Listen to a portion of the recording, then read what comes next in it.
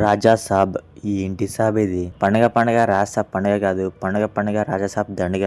ఇప్పటి వరకు మారుతి కెరియర్ లో, ప్రభాస్ గారి కెరియర్ లో ది వరస్ట్ మూవీ ఏదైనా ఉందంటే అది ఇదే. నిజంగా ఎన్ని ఎన్ని ఎన్ని ఎన్ని ఎన్ని ఎన్ని దారుణాలు తెలుసా. నా నోటితో నేను చెప్పలేను. అప్పుడు ఆదిపురుష్ అయితే ఇప్పుడు రాజా సాబ్.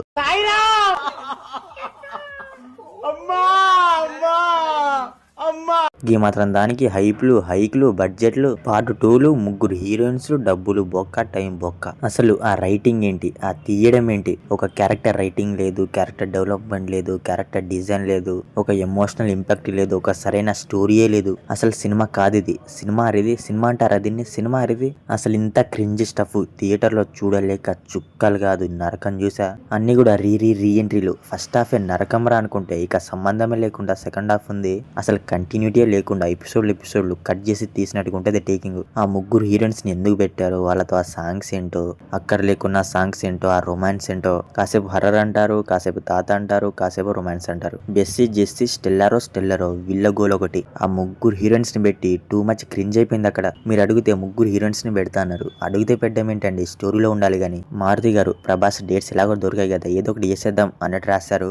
లేదని చెప్పాలి, లేకపోతే టైం తీసుకొని రాయాలి. ఇలాంటి దిక్కుమాలిన స్క్రిప్ట్ ఎలా ఓకే చేశారో ఏంటో మరి. ఇక ఆ సాంగ్స్ ప్లేస్మెంట్స్ అయితే పరమ దరిద్రంగా ఉంది. ఒక సాంగ్ 2 సార్లు పెట్టారు, కానీ ఒక హైప్ ఇచ్చిన పోస్టర్స్ ను లేపేశారు. అసలు ఏంటండి ఇది, చిప్పు దొబ్బిందా ఏంటన్నట్టు. మరి అన్ని బడ్జెట్లు ఎందుకు, తీయడం ఎందుకు, దాన్ని లేపేయడం ఎందుకు? మళ్ళీ 1 డే అయినాక యాడ్ చేస్తారంట దీనికి. అంటే ఫస్ట్ డే వెళ్ళినోళ్ళు అంతా అదా, మళ్ళీ పార్ట్ 2 అంట. అసలు మారుతి గారికి బ్రెయిన్ పని చేస్తుందో లేదో మరి. అసలు చెప్పాలంటే కామెడీ జనర్ రాయడంలో మారుతి గారికి అతనికంటూ ఒక స్టైల్ ఉంది. ఏం జరిగిందంటే స్టార్ హీరో, బిగ్ బడ్జెట్, దానికి తగ్గట్టు ఉండాలని. అలా ఉండకపోతే ఫ్యాన్స్ కోరు, అటు ఫ్యాన్స్ నుంచి ప్రెజర్.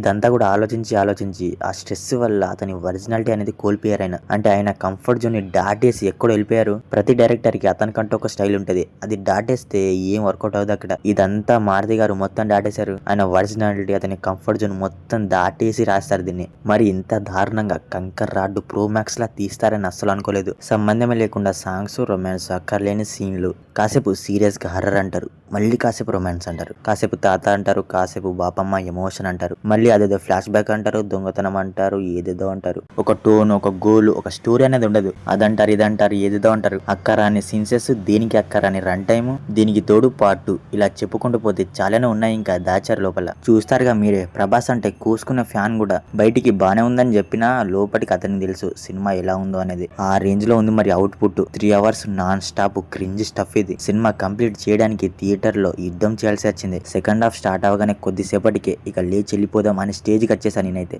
ఏంట్రై టార్చర్, లేచి వెళ్ళిపోదాం అనే పరిస్థితి, కానీ వెళ్ళలేని పరిస్థితి. మళ్ళీ ఏం చేద్దాం, ఏం చేయలేం అక్కడ. చూడాల్సిందే. ఆ విఎఫ్ఎక్స్ ఏంటో. అసలు హర్రర్ అంటే ఎలా ఉండాలి, ఒక హర్రర్ ఉంటే సరిపోదుగా. దయ్యాలు డైరెక్ట్ గా చూపిస్తే హర్రర్ కాదు. ఆ రైటింగ్ లో, ఆ స్క్రీన్ ప్లే లో ఆ టెన్షన్, ఫియర్ మెయింటైన్ చేయాలి. అప్పుడే హర్రర్ అనే ఫీలింగ్ వస్తుంది. ఇప్పుడు ఇందులో ఒక ఫ్లాష్ బ్యాక్ ఉంటది. అందులో హీరోకి బాపమ్మ, ఆమెకు ఒక ఫ్లాష్ బ్యాక్ ఉంటుంది. ఆమెని ఆమె సామ్రాజ్యం నుంచి వెలివేస్తారు. అప్పటికి ఆమెకు ఒక కొడుకుంటాడు. అసలు అతను ఎలా చచ్చిపోయారు, అతనికి పెళ్ళేలైంది, పిల్లలు ఎలా పుట్టారు, ఈ రాజసాబ్ ఎలా వచ్చాడు, ఇదంతా ఏం చెప్పారు. పైన చెప్తారు. అమ్మమ్మ బాపమ్మ అంటారు, తాత అంటారు, ఎమోషన్ అంటారు. ఏంటో అసలు మెయిన్ గా ఎమోషనల్ ఇంపాక్టే లేదు ఇందులో. ఆ కిష్కిండపూర్ ఉంది కదా, అది బెటర్ దీనికంటే. లో బడ్జెట్ లోనే కొంత హర్రర్ ఫీల్ ఇస్తుంది అది. ఇదైతే ఏ మాత్రం ఇవ్వలేదు. ఇక ఆ క్లైమాక్స్ లో అయితే ప్రభాస్ విఎఫ్ఎక్స్ దారుణంగా ఉంది. అక్కడ ప్రభాస్ గారి డేట్స్ దొరకలేదేమో, డూబ్ పెట్టి కొట్టేశారు. అసలు క్లియర్ కట్ గా కనబడుతుంది అక్కడ డూప్ అని. విఎఫ్ఎక్స్ అస్సలు బాలేదు అక్కడ. సినిమా చూస్తున్నంత సేపు నవ్వాలో ఏడవాలో, లేచి వెళ్ళిపోవాలో అర్థం కాలేదు. సర్లే ఎన్నో అనుకుంటాం, అన్ని జరుగుతాయా ఏంటి. పర్ఫార్మెన్స్ విషయానికి వస్తే ప్రభాస్ గారి యాక్టింగ్ పెద్దగా బాలేదు, డైలాగ్ డెలివరీ కూడా పెద్దగా బాలేదు. ఇక రిమైనింగ్ అందరు ఓకే. ఇంకొంతమంది అయితే ఎందుకున్నారో అర్థం కాలేదు. మెయిన్ గా 3 హీరోయిన్స్ ఏదో పెట్టాలన్నట్టు పెట్టారు గానీ అసలు అవసరమే లేదు అక్కడ. కామెడీ గానీ, హర్రర్ గానీ, ఫియర్ గానీ ఇవేం వర్కౌట్ అవ్వలేదు ఇక్కడ. బీజము, సాంగ్స్ పర్లేదు గానీ బీజం కొన్ని చోట్ల బానే ఉంది, కొన్ని చోట్ల తలబట్టేసింది. హర్రర్ అన్నారు, అసలు సైలెన్స్ మెయింటైన్ చేయలేదు ఇందులో. ఏమనంటే హీరోయిన్స్ తో సాంగ్, రైజ్, హింట్, మ్యూజిక్ గంతే. ఇక అదే రిపీట్ అన్నమాట. విఎఫ్ఎక్స్ కొన్ని చోట్ల బానే ఉంది, ఇంకొన్ని చోట్ల అస్సలు బాలేదు, బొక్కలా ఉంది. ముఖ్యంగా క్లైమాక్స్ ఫైట్ లో సినిమాటోగ్రఫీ కూడా బాలేదు. మొత్తానికి రాజా సాబ్ నాకైతే అస్సలు బాలేదు మూవీ. ఇక మీ ఇష్టం. మూవీ అయితే ఫ్యామిలీ వాచబులే, అడల్ట్ సీన్లు అయితే ఏం లేవు. సో మరి the Raja Saab movie review గురించి మూవీ చూసాక మీకు అనిపించింది అనేది మా కామెంట్ సెక్షన్ లో కామెంట్ చేయడం మాత్రం మర్చిపోకండి. మీకు గనుక మా రివ్యూ నచ్చితే మన ఛానల్ ని సబ్స్క్రైబ్ చేసుకోండి. Okay, next video. Thank you. జై హింద్.